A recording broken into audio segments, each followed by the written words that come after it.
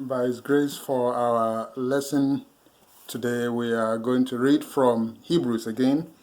Hebrews chapter 9, verses 6 to, let's see. Okay, let's read the whole chapter. Hebrews chapter 9, the whole chapter, 1 to 28. Hebrews 9, 1 to 28, which has relevance, a great relevance to the hymns we sang and the topic of our lesson today. Hebrews 9, 1 to 28. Then indeed, even the first covenant had ordinances of divine service in the earthly sanctuary. For a tabernacle was prepared, the first part, in which was the lampstand, the table, and the showbread, which was called the sanctuary, and behind the second veil, the part of the tabernacle which is called the holiest of all, which had the golden censer, and the ark of the covenant overlaid on all sides with gold, in which were the golden pot that had the manna, Aaron's rod that budded, and the tablets of the covenant, and above it were the cherubim of glory overshadowing the mercy seat. Of these things we cannot now speak in detail.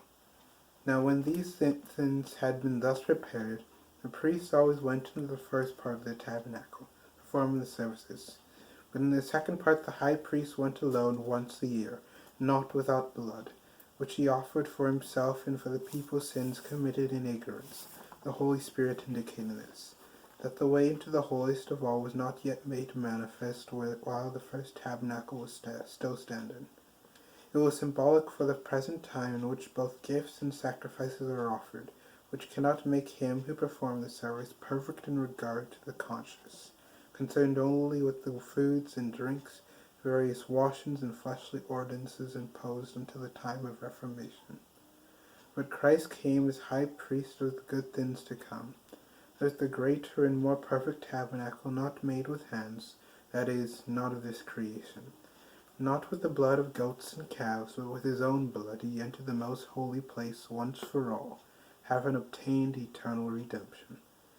For if the blood of bulls and goats and the ashes of a heifer, sprinkling the unclean, sanctifies for the purifying of the flesh, how much more shall the blood of Christ, who through the eternal Spirit offered himself without spot to God, cleanse your conscience from dead works to serve the living God? And for this reason he is the mediator of the new covenant by means of death, for the redemption of the transgressions under the first covenant, that those who are called may receive the promise of the eternal inheritance. For where there is a testament, there must also of necessity be the death of the testator.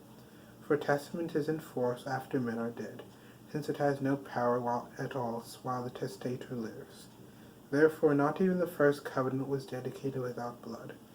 For when Moses had spoken every precept to all the people according to the law, he took the blood of calves and goats with water, scarlet wool, and hyssop, and sprinkled both the book itself and all the people, saying, This is the blood of the covenant which God has commanded you.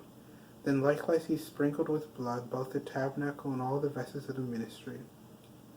And according to the law, almost all things are purified with blood, and without shedding of blood there is no remission.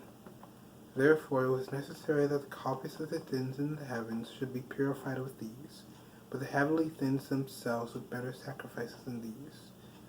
For Christ has not entered the holy places made with hands, which are copies of the true, but into heaven itself, now to appear in the presence of God for us, not that he should offer himself often, as the high priest enters the most highly holy place every year with the blood of another.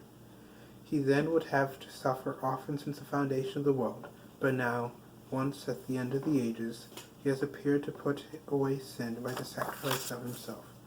And as it is appointed for men to die once, but after this, the judgment, so Christ offered once to bear the sins of many.